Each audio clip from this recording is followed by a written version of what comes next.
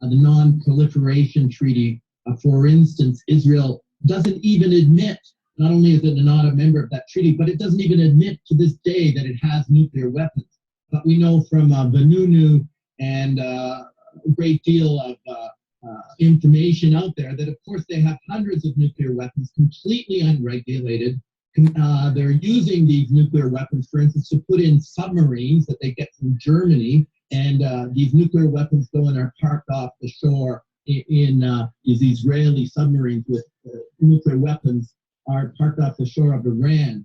There's the Samson option, of course, which is, well, Israel sort of holds the world hostage and says, if we're going down, we take the whole world with us. And of course, there's this enormous double standard, which Reza Najafi points out in Vienna. The United Nations has called for an investigation into the deadly drone strike by the US that hit Afghanistan's eastern province of Nangarhar on Wednesday. The UN assistance mission in Afghanistan said the airstrike left 15 civilians dead and another 13 injured. It said the attack was carried out by an international drone without directly mentioning the US. The air raid targeted a family gathering in the Achin district of the province. The US says it has conducted a drone strike at the time in the region, but it claims the attack has hit ISIL terrorists. US drone attacks are not authorized by the UN, and facts on the ground show that civilians are the main victims of the aerial assaults.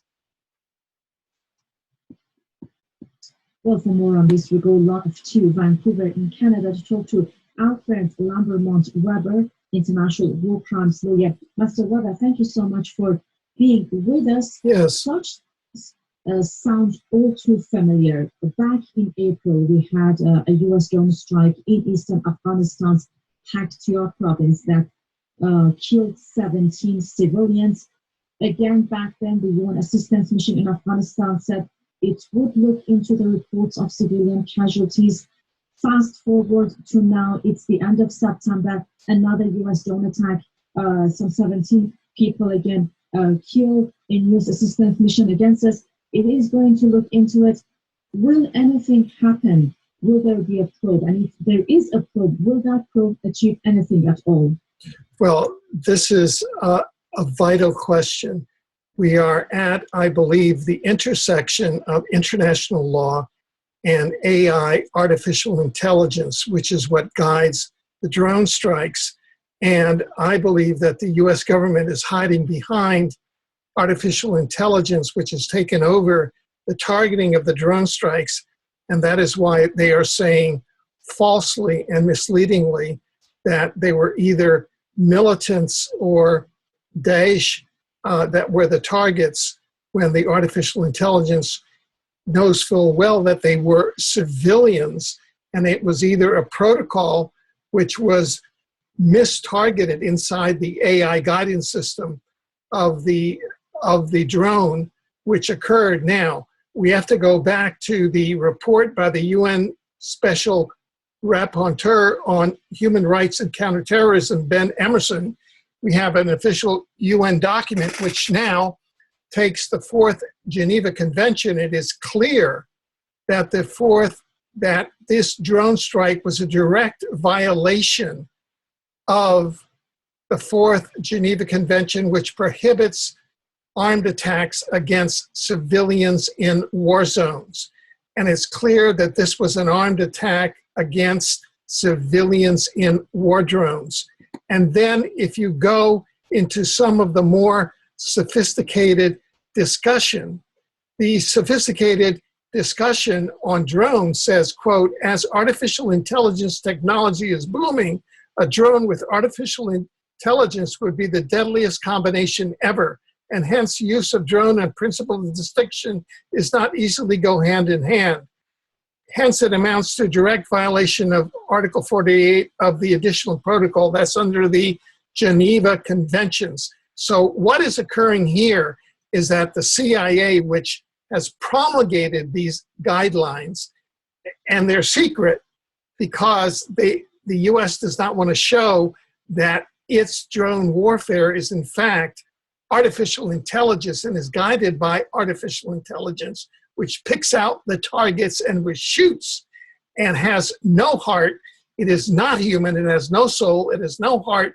And that's why so many wedding parties, that is why so many civilians, so many gatherings to greet elders, as happened here, have been decimated and genocide, because it is guided by artificial intelligence. And it is the United States of America that is now a nation that has allowed itself to be taken over by AI, artificial intelligence. And that is the direct fight. The main question, sorry to interrupt you, but the main question here is, I mean, the one that's bothering every human being's conscience is that we say that these drone attacks are illegal under the UN. They're not authorized actually by the United Nations. Yet we see them happening every now and then in countries, mainly Islamic ones, such as Afghanistan, as we have this case. And there have been numerous cases of drone attacks causing civilian casualties in Afghanistan. Seems like we're not going to see an end to them anytime soon. Seems like the United Nations is unable to do anything. And seems like civilian lives in a country like Afghanistan do not really matter to anyone around the world. That is not true.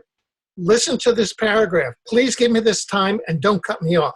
Quote, Afghanistan is the most heavily drone bombed country in the world. Yet there is no public record of where, when and where these strikes took place or who was killed. Strangely, more is understood of the U.S. secret campaign in Pakistan, Yemen, and Somalia than about how drone use has evolved in Afghanistan. That's Alicia K. Ross, former writer and researcher for the Bureau of Investigation. What is of concern here is that this is being run by artificial intelligence. It is no longer being run by humans.